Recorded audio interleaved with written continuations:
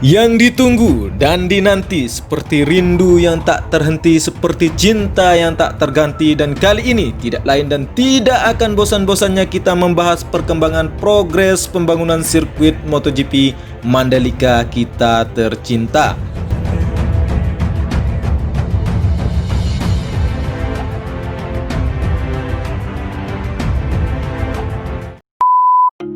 Assalamualaikum warahmatullahi wabarakatuh. Salam sejahtera buat kita semua. Om Swastiastu. Buat bosku yang muslim, happy kurban bro 1441 Hijriah. Mohon maaf lahir dan batin. Dan buat bosku dari Sabang sampai Merauke, semoga dalam keadaan sehat, mudah rezekinya, dan segala urusannya dipermudah oleh Tuhan Yang Maha Esa. Amin.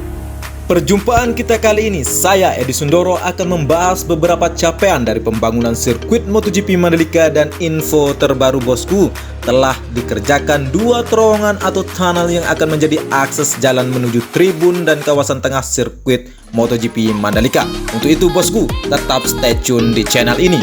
Gimana bosku, mau tak kasih tahu apa enggak ya, di titik mana saja lokasi dibangunnya terowongan atau tunnel sirkuit MotoGP Mandalika? Waduh, mati lampu bosku.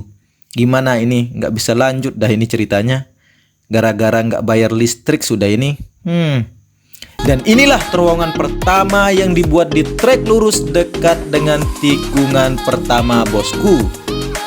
Jadi bosku, ini info sangat valid karena selain saya tanyakan pekerjanya kemarin, di laman Instagram MGPA juga merilis aktivitas pada hari Rabu 29 Juli 2020 ada pengarahan singkat berhubungan dengan galian 2 terowongan ini.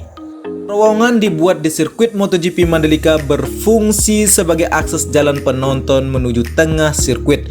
Dan di terowongan 1 yang berada dekat tikungan 1, tepatnya di trek lurus, berfungsi sebagai akses jalan penonton menuju tribun utama. Supaya tidak jalan di lintasan sirkuit, jadi penonton aman juga lalu lalang. Kalau lewat lintasan kan bahaya bosku, bisa disenggol Rossi.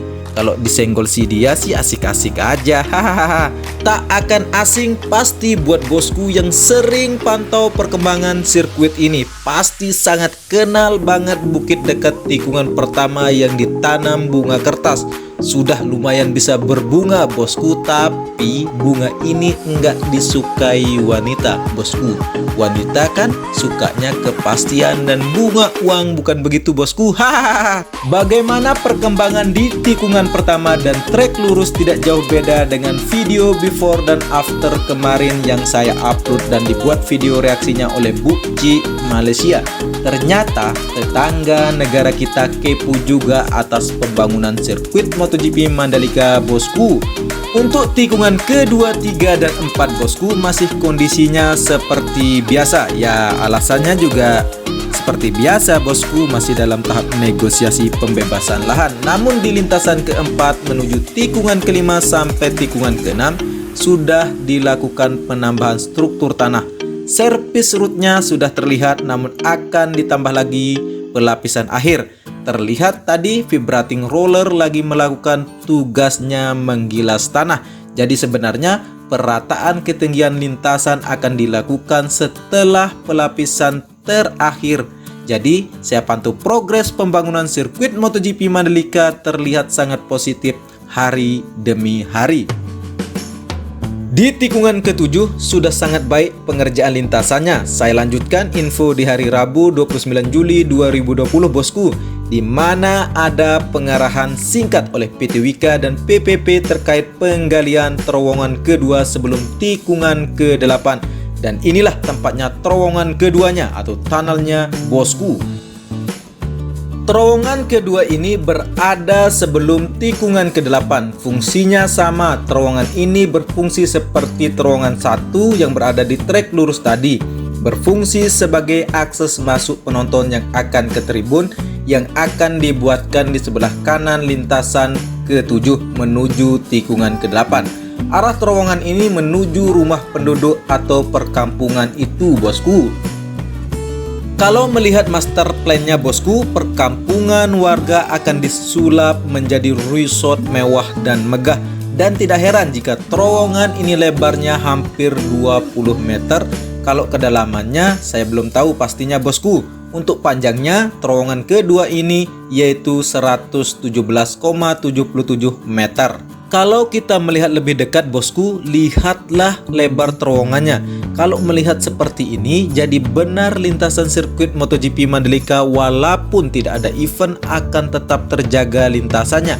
Karena fungsi dua terowongan selain membuat nyaman lalu lalangnya penonton nantinya ketika event MotoGP dan amannya keselamatan penonton juga saya lihat ketika lebar terowongan ini sangat mampu dilewati oleh mobil, maka saya dapat melihat fungsi terowongan ini juga sebagai akses masuk untuk ke dalam sirkuit di mana ada resort nantinya, sehingga para pelancong tidak harus berjalan kaki, bisa langsung diantar di depan penginapannya dengan mobil yang disewanya. Karena saya lihat juga bahwa di sebelah service route ada jalan yang dibuat menuju ke arah pantai. Jadi anggapan bosku yang akan mengatakan lintasan sirkuit akan cepat rusak terjawab sudah, sebab ada jalan umum yang dibuatkan menjadi jalan yang bebas menuju pantai. Jadi lintasan sirkuit MotoGP Mandalika akan tetap terjaga dan tidak akan sembarangan orang mampu melewatinya dengan kendaraan pribadinya. Untuk tikungan ke-8 masih dalam tahap pengerasan dan penambahan struktur lapisan tanah. Tidak ada aktivitas proyek di tikungan ke-9 sampai ke-10, dan kita lihat bersama-sama bukit di tikungan 10 juga tidak ada aktivitas proyek. Dan kita lihat ada pekerja yang lagi mengukur lintasan ke-9 menuju tikungan ke-10. Untuk tikungan ke-10 saya kasih nama sebagai tikungan jatuh cinta bosku. Karena di tikungan ini sangat tajam. Bila salah menikung maka akan terjatuh. Seperti saat kita jatuh cinta, bila tidak kesampaian maka akan jatuh gila.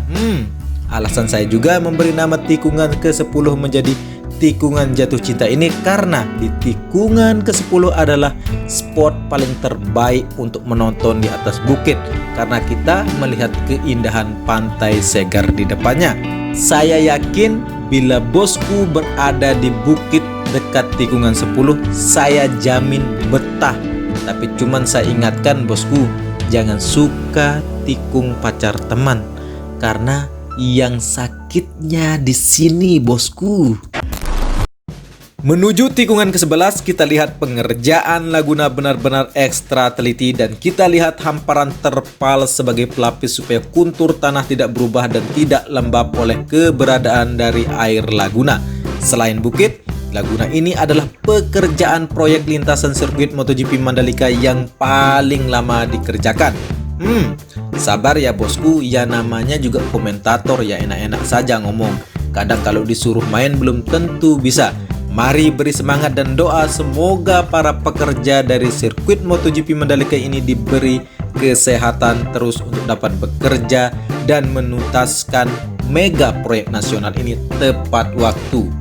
Pengerjaan Laguna bosku memang begitu lama dikerjakan ya bosku. Digali, dikeruk, ditimbun lagi.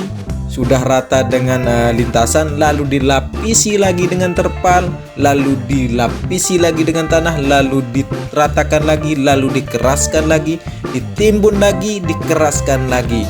Oh ya bosku, di tikungan ke-11 ini adalah tikungan paling angker karena ada kubur. Enggak angker kok bosku. Yuk kita mari sapa bosku almarhum. Assalamualaikum ya ahlil kubur. Semoga kita juga ingat akan mati. Ketimbang terus saja bosku berdebat di kolom komentar, lebih baik tulis doa saja. Gimana? Setujukah bosku? Yuk kita ke lintasan ke-12 bosku. Lintasan ke-12 masih dalam tahap penambahan material lapisan tanah dan kita lihat juga pembongkaran pagar beton di sebelah kiri lintasan. Untuk tiang listriknya yang jelas tidak akan didiamkan bosku sebagai flying fox, akan tetapi dipindahkan nantinya agar tampak sirkuitnya indah dari kabel-kabel yang bergelantungan. Ya, Bergelantungan bolehlah, tapi jangan digantung pacarnya bosku. Dan sempat saya dengar bahwa semua kabel listrik akan sistemnya ditanam. Akhirnya kita sampai ke tikungan ke-13 di mana lintasan ke-12 ini terputus hubungannya oleh jambatan yang begitu kokoh. Namun bosku, nantinya dia akan roboh juga dan luluh juga bosku. Hingga lintasan ke-12 mampu tersambung dengan begitu mesranya dengan tikungan ke-13. Di tikungan ke-13 sama seperti pengerjaan di lintasan ke-12 tadi, masih dalam tahap penambahan material tanah gunung, jadi tampak lintasannya dan servis rootnya terlihat begitu juga dengan lintasan ke-14 dalam tahap penambahan material tanah gunung dan pengerasan lintasan. Namun berbeda dengan lintasan ke-15 menuju tikungan ke-16 sudah ada di servis rootnya saja yang sudah ditimbun walaupun di lintasannya masih dalam tahap penimbunan paling dasar. Di tikungan ke-16 sampai 17 tidak ada aktivitas proyek. Kesimpulannya bahwa tikungan 2, 3, dan 4 belum tersentuh bosku. 9, 10, 16, dan 17 tidak ada aktivitas proyek.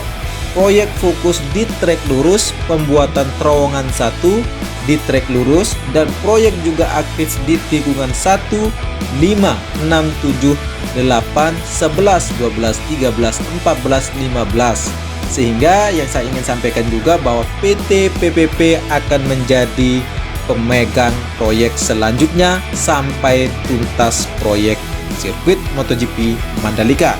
Cukup sekian informasi yang saya dapat sampaikan kepada bosku. Sampai jumpa di video review berikutnya. Tentu tidak lupa saya menyampaikan bila ada bosku yang berkenan membantu perkembangan channel ini, cukup mudah caranya dengan cara like, share, dan subscribe.